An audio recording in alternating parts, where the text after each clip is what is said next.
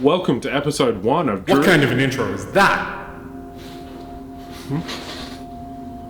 Do you guys hear that? Hear that? What? The sound of a crappy intro? What do you mean it's a crappy intro? What do you mean it's a crappy intro? Look, this is the first episode. I haven't had time to film an intro yet. Excuses. What do you mean excuses? What do you think I mean excuses? Hell, you don't even have your own font like every other YouTuber. Really? You're gonna yell at me because I don't have my own font? Yep. Yeah, well, I'll tell you what, I'll go make my own font right now. Are you gonna do it with light or something? Maybe I will use light.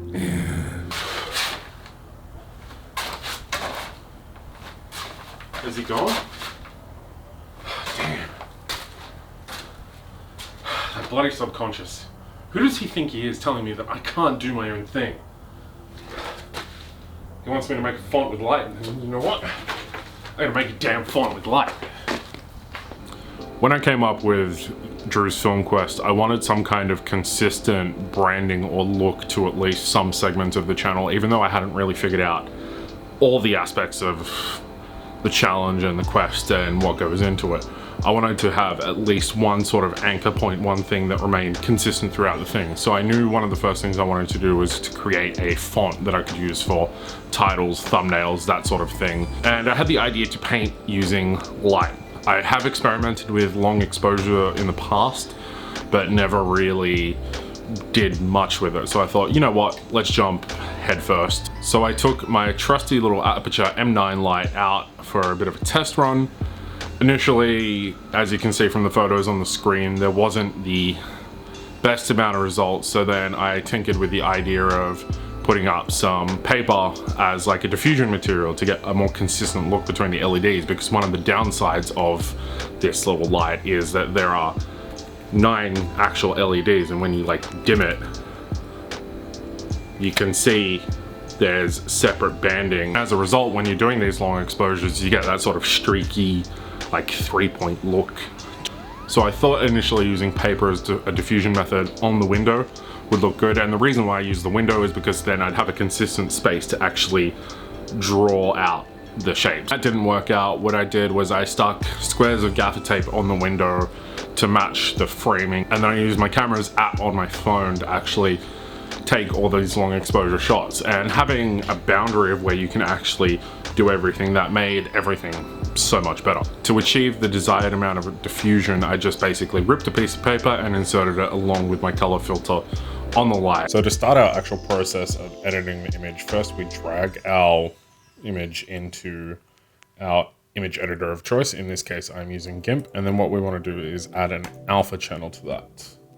Then we use the magic wand tool to select all these sort of dark areas around the outside and then fill all those areas to green. And then to clean up those last little bits, we use the lasso tool to select as close as we can around the edge of our character,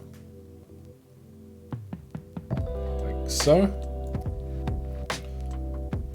And then what we want to do is go to the select tool and hit invert.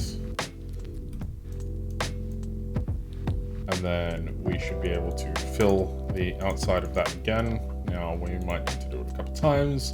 As you can see, I'm fairly new to doing this myself.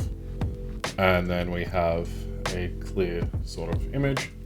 And then for the last selection, we make sure we want to clear all our selections, and then go to the color tool and then go color to alpha, making sure to select green. And then we have our finalized transparent image. And then of course, all we want to do is flip this image. And there we go. We have our number 1, as terrible as it looks.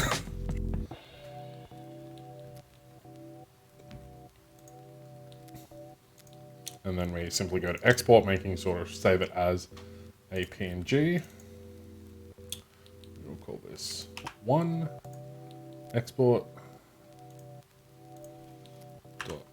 .png. And there we go, we have our number 1. Repeat the process for the remaining characters and you should be good. So there you have it, everybody. Quest to make your own font, and I ticked it off. Bam, achieved.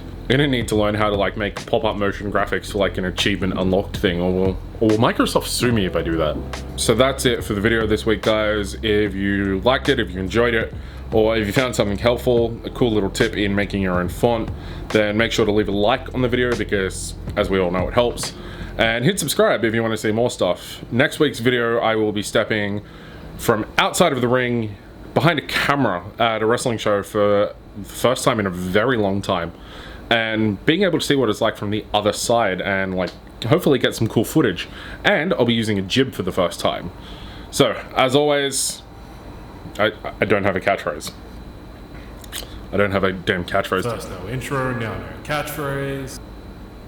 How's this for a catchphrase? Bye guys.